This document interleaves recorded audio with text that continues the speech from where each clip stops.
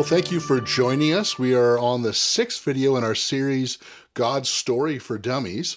And I just make sure everyone is aware, we're not calling people dummies. This is basically taking cue from the book series that really will take a topic and really give you a nice, good foundational understanding of whatever that topic is. And we're just taking that idea, and the topic is the story of God, which is kind of woven throughout the narrative of the Bible. And it consists of four movements. You can go ahead and share. Yeah, so the four movements then are creation, fall, redemption, and restoration. And so far in our series, we've covered creation, a place where God created for us as humans to be his partners, to rule the world in harmony forever. And then, of course, we have the fall, where Adam and Eve's disobedience leads to evil and death. And there's three deaths we talked about. Tell us about those.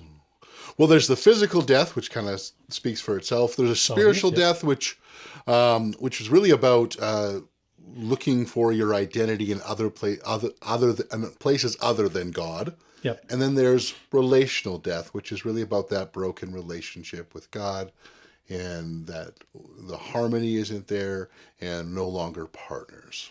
Yeah. So God wasn't happy just to leave it at that or write us off or start over. He actually wants to fix it. So he places all along the narrative of the Old Testament places where he gives hope. And so we see it first in the garden when he says that one of Eve's descendants will defeat the snake, and which represents evil. And then he picks a family, Abraham, and says that his family will bless the whole world, and that becomes the nation of Israel. And then through Israel, they had an agreement with God. They were going to show the rest of the world what God was like. And then we get down to King David, and he gets a promise that one of his descendants will actually be the Messiah and be the king to rule the world again.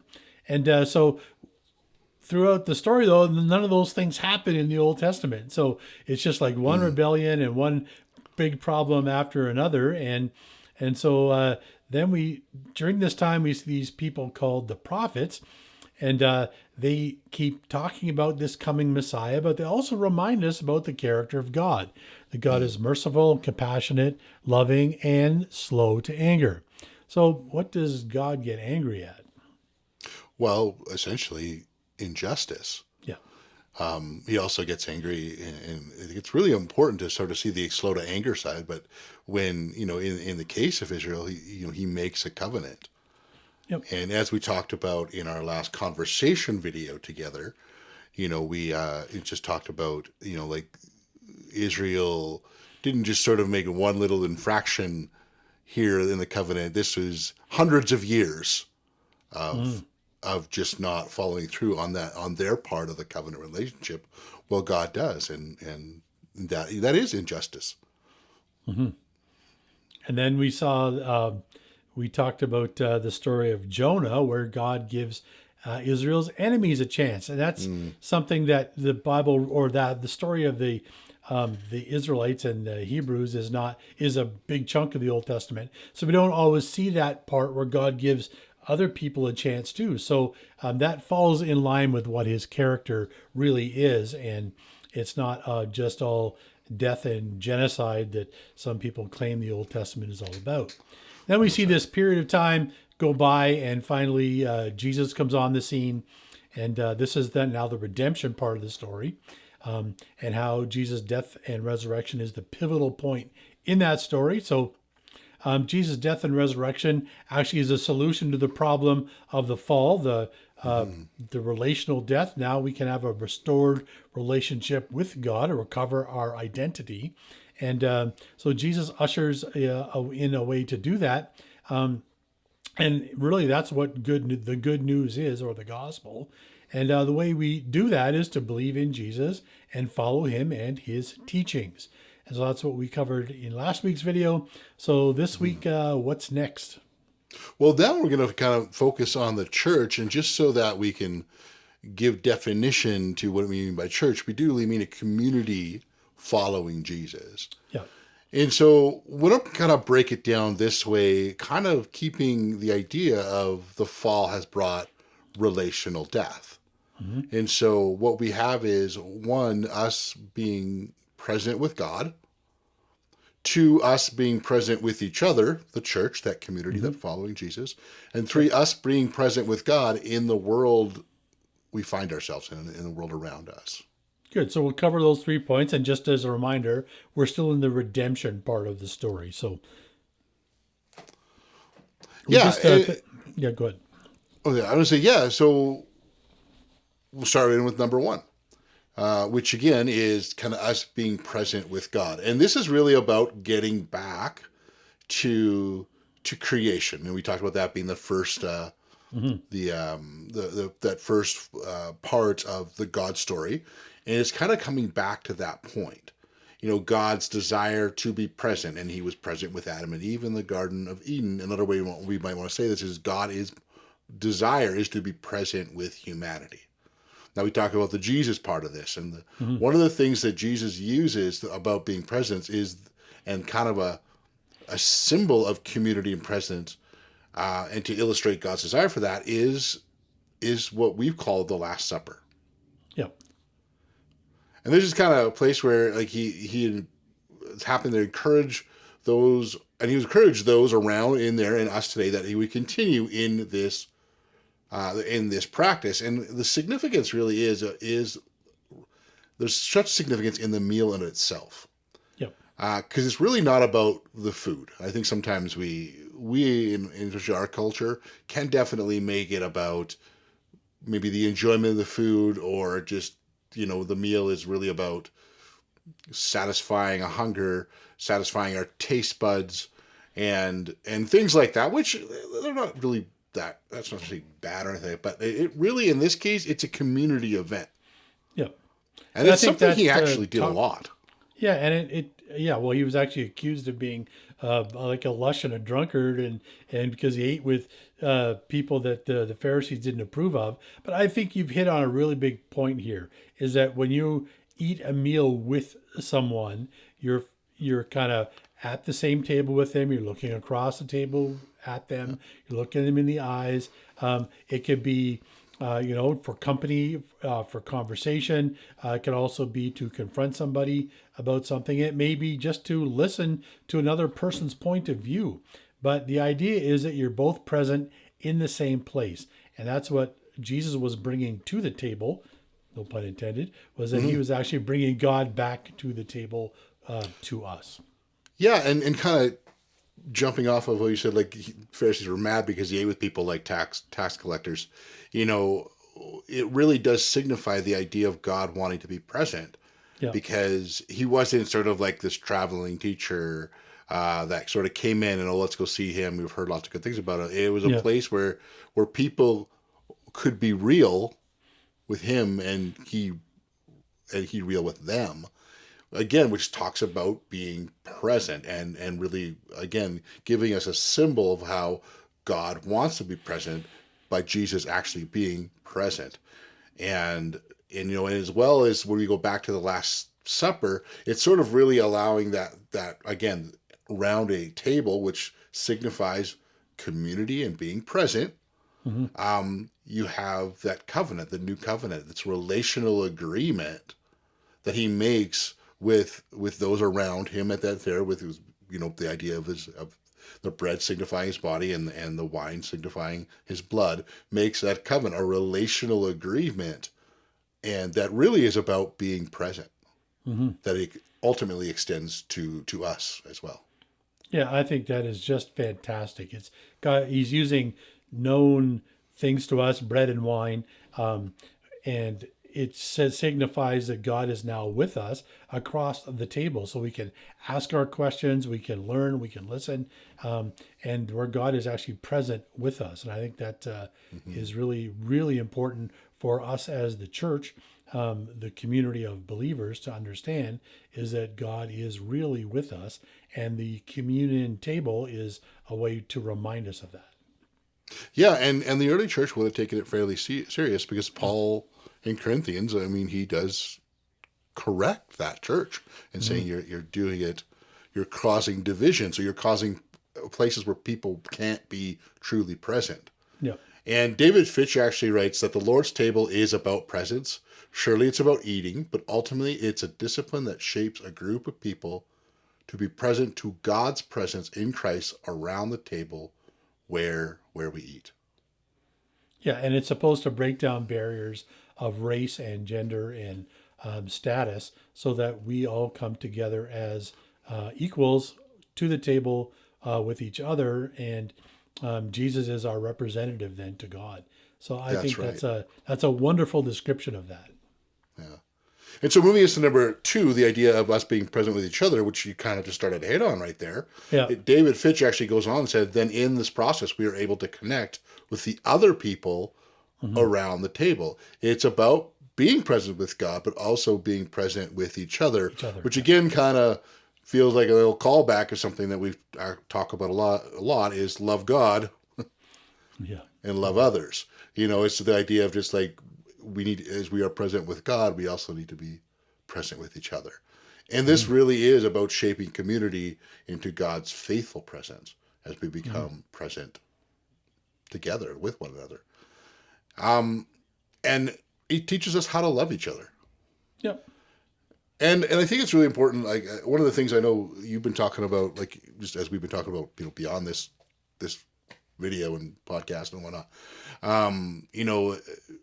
Love is such a general term, and it does kind of, I think, has lost some of its meaning, or sometimes I think people can define it differently, or it can be understood differently. So when we say love, I think what we really wanted, the idea is we're talking about being present, or we wanting to start using the word hesed, which is a Hebrew word, which is about covenantal love. Or as Jim Wilder describes it, relational attachment. Yeah. And this word is used quite often in the Bible, and it's often translated as unfailing love or steadfast love or unconditional love. So it's not just love in the sort of romantic or way or friendship way, but it goes beyond that. There's a real relational attachment, which comes easy. I mean, what's the first thing you do when you want to get to know somebody? You invite them to your house and have dinner, and you listen to their story. You get to know them, and if there is a connection, you can you have things in common. Then you start spending more time together, and that's where the relational attachment happens. That's right. And Jim Wilder we'll actually talk about that. It's actually where character is developed. It's actually developed through this hesed, this relational attachment, one with God, two with each other. Yeah, and that's we touched on that a little bit at the end of last week's message, where character development is not just about learning; it's actually a right-brained activity where it's the old idea of it's more caught than taught. We need people to show us what it's like to live out in Jesus' teachings, and again, being in a friendship or a relational group with people who are at different stages of spiritual maturity, we can learn from each other by being in actual circumstances where we can see people be an example of how we should live and act. That's right. And just to maybe finish off this second one again, the idea of being present with each other. I really think it's important that what we see in redemption is the idea of changing how we even view and see each other, especially in light of this relational attachment. Because Paul in Ephesians uses a lot of familial terms when talking about the church's community. And, obviously God is Father, but there's sons and daughters, there's adoption, there's children, there's God's household. And it's definitely a way of reiterating this hesed, this relational attachment by basically the idea of family. Yeah, and I think that's really important too, is that I think everybody understands that family connections are usually stronger than just a friendship. Mm-hmm. That's right. And it is, and with the idea, it is, especially using this word and using the idea of family and then understanding a little bit of the idea of, again, hesed, relational attachment. Because Ephesians is talking about very different people, different cultures, no more strangers, no more foreigners. Basically, lots of reasons that people shouldn't be connected. Yep. Like all the places have disconnected, yet God himself being that redemption through Jesus, that relationships can thrive that just might not have existed in any context whatsoever. Mm-hmm.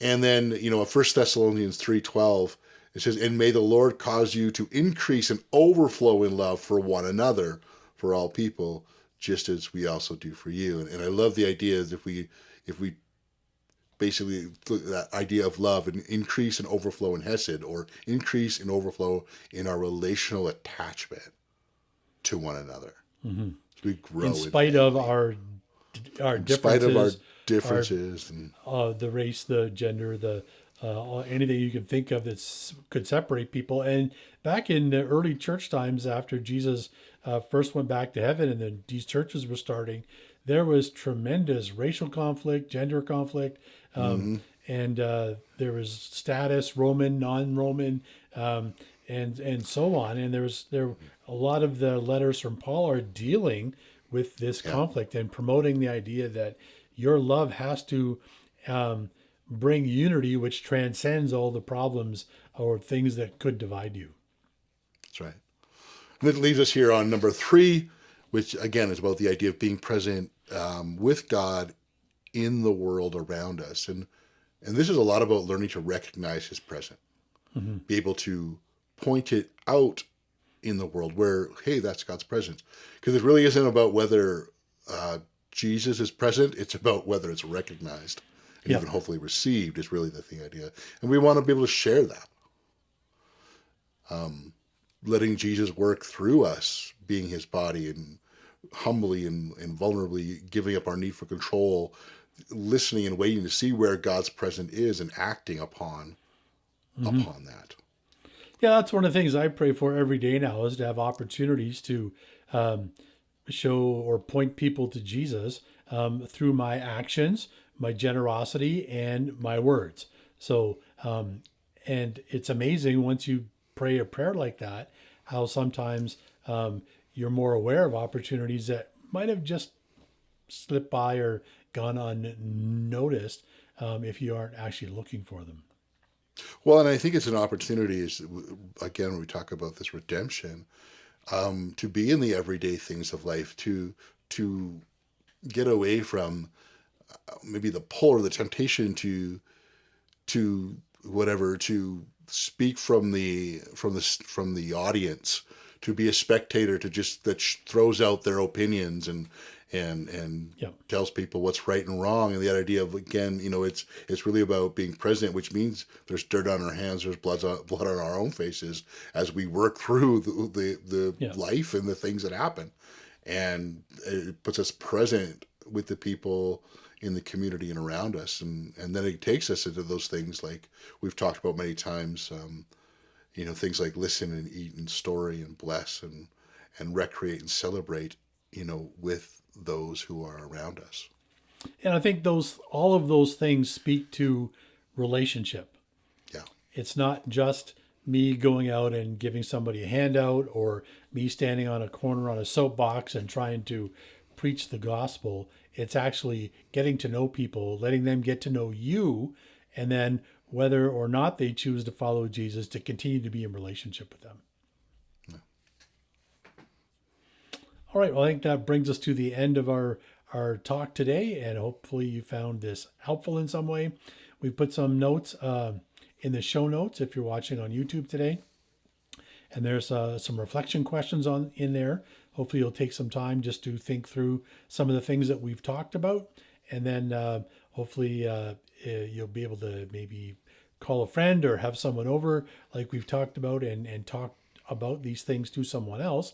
And if you're part of our church community, hopefully you'll get together with your missional community and be able to talk through some of these ideas and show each other or think about ways to put them into practice. So thanks again for watching today, and we'll be back next time with video number 7.